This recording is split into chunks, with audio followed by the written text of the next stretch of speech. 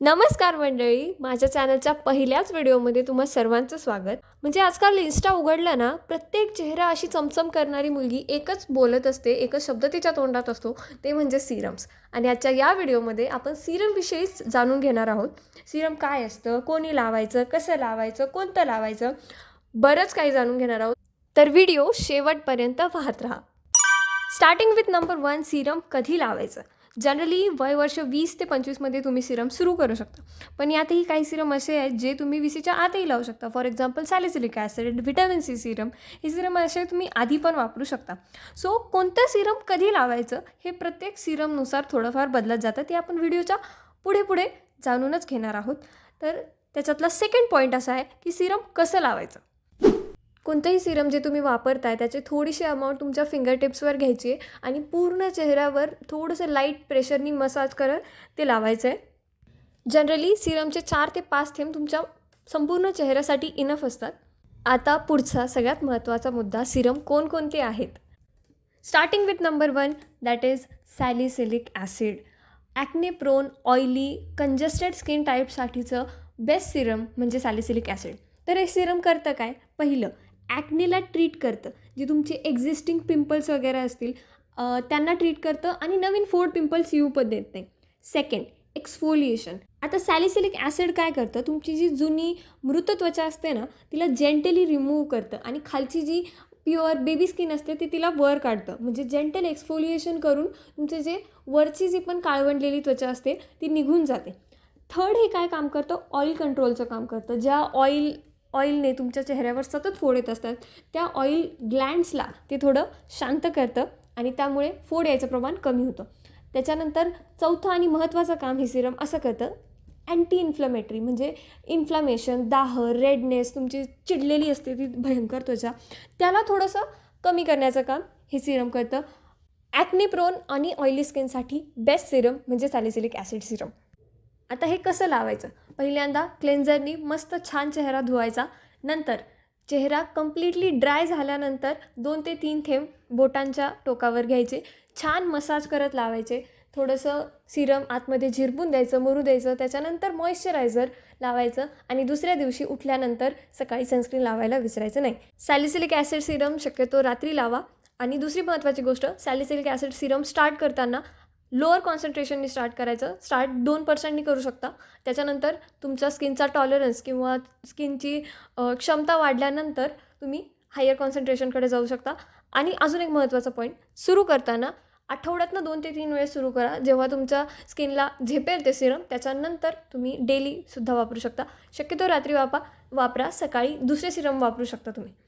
Salicylic ॲसिडमध्ये अजून एक महत्त्वाचा मुद्दा म्हणजे सॅलिसिलिक ॲसिड वापरताना रेटिनॉल किंवा व्हिटॅमिन सी बेस्ड क्रीम्स किंवा सिरम्स असतात ते एकसाथ वापरू नये. त्याने स्किन सेन्सिटिव्ह होण्याची जास्त शक्यता असते.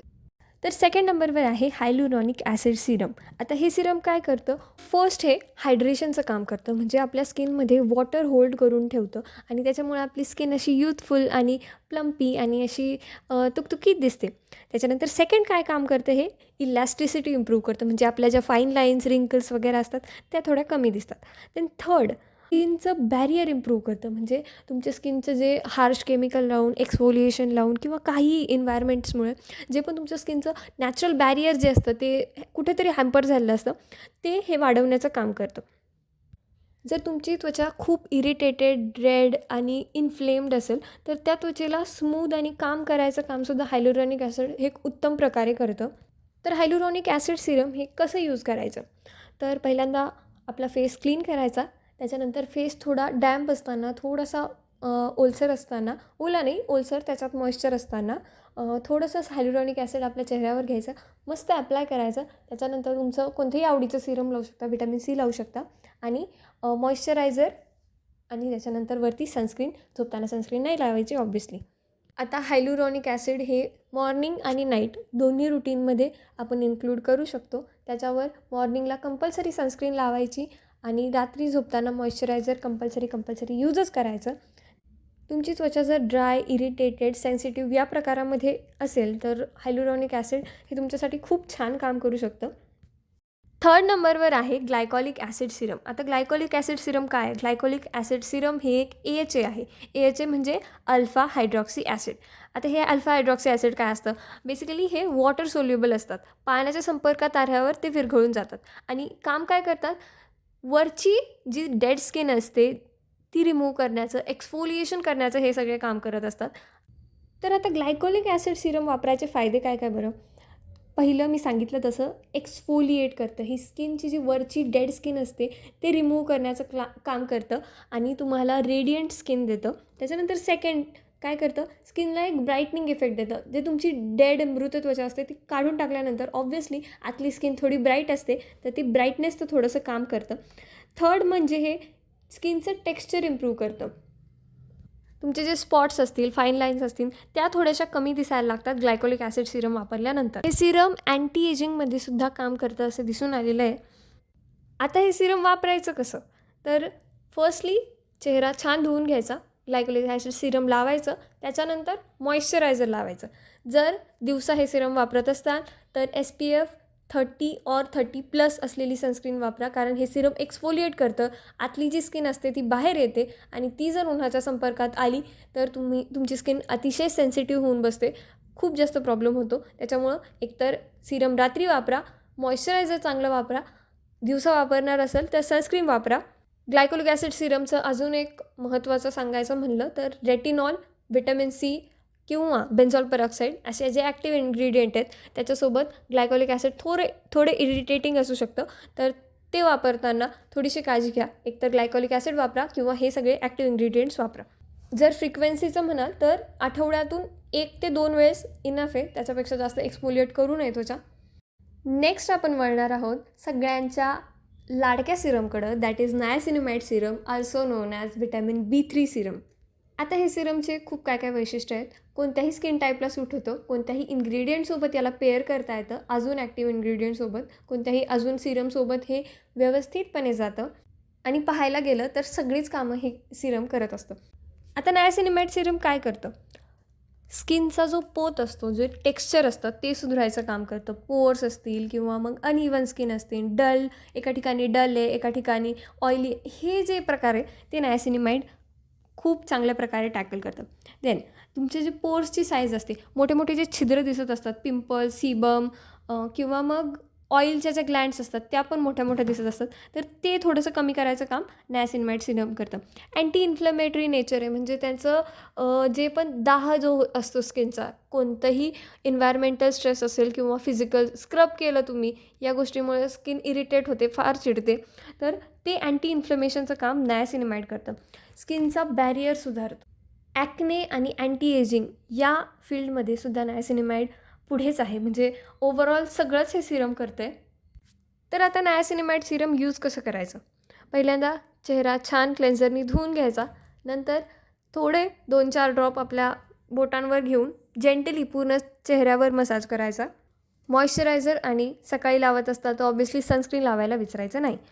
कधी कधी यूज करू शकता.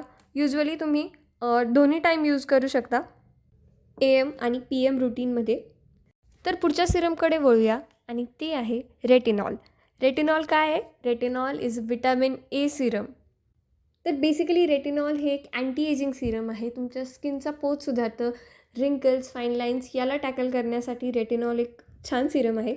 आता ज्यांना अनइवन स्किन टोन, रिंकल, फाईन लाईन्स किंवा एजिंगचे प्रॉब्लेम, एजिंगचे साईन्स दिसायला लागलेत, त्या सर्वांनी रेटिनॉल हे सिरम यूज केलं पाहिजे. तर रेटिनॉल काम काय करतं? रेटिनॉल बेसिकली जे डेड स्किन असते ती रिमूव्ह करून खालची जी युथफुल स्किन असते त्याला वर आणण्याचं काम करतं. त्याच्यामुळं जे फाईन लाईन्स, रिंकल्स, जे प्रॉब्लेम्स असतात ते रेटिनॉलने खूप कमी होतात. कोलॅजनचं प्रोडक्शन हे रेटिनॉल यूज केल्यामुळे वाढतं. स्किनची इलॅस्टिसिटी ही रेटिनॉलमुळे वाढते. आता रेटिनॉल ज्याला कोणाला वापरायचं आहे, म्हणजे ज्याचे तिशी उलटली आहे, त्याने रेटिनॉल सुरू करायला पाहिजे.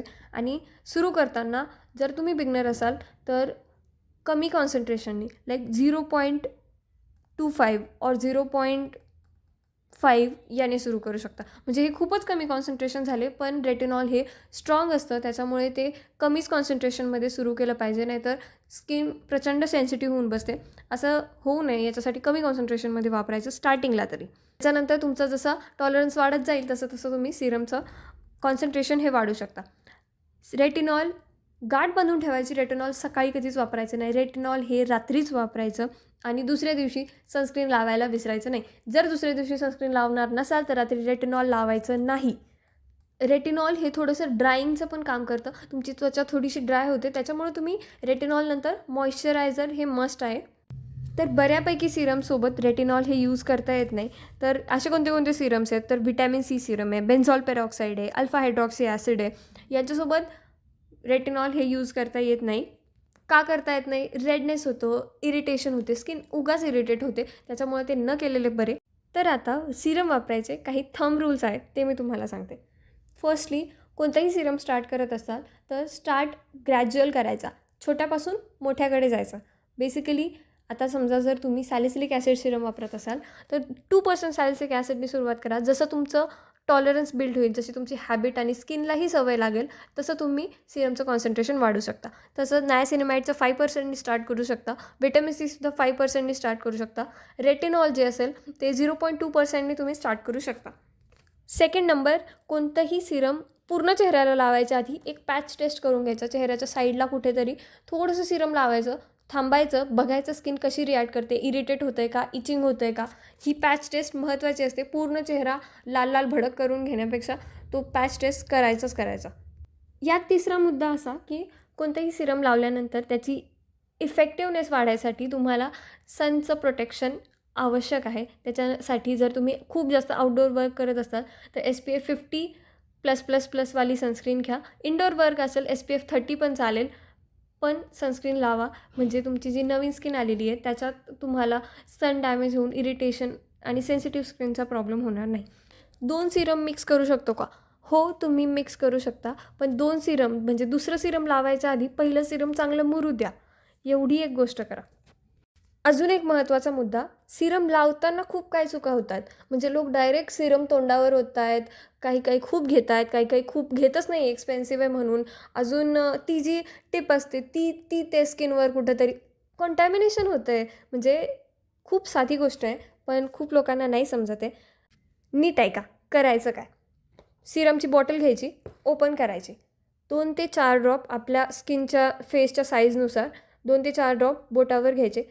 बॉटलचं झाकण एका हाताने घेतलेली असते, एका हाताने लावता येतं, लावून ठेवायचं.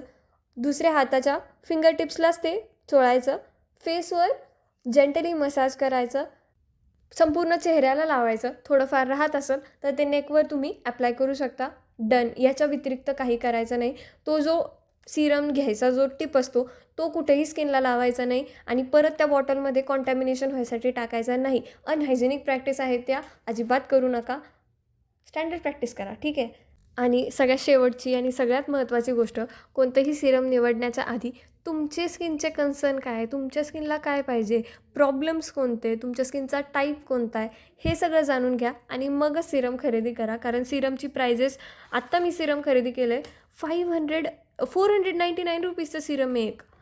खूप एक्सपेन्सिव्ह आहे हे. फॉर 30 ml बॉटलसाठी 499ची प्राईस म्हणजे खूप झाली. त्यांनी दिले 16.63 ml पर ml. एवढं असतं का? तर मग ते घेताना विचार करून घ्या. बाकी व्हिडिओ शेवटपर्यंत बघितल्याबद्दल थँक्यू. माझ्या पहिल्याच व्हिडिओमध्ये तुम्ही शेवटपर्यंत आलात. असंच माझ्या जर्नीमध्ये तुम्ही माझ्यासोबत राहा. आणि bye. Thank you. All the best. Love you all.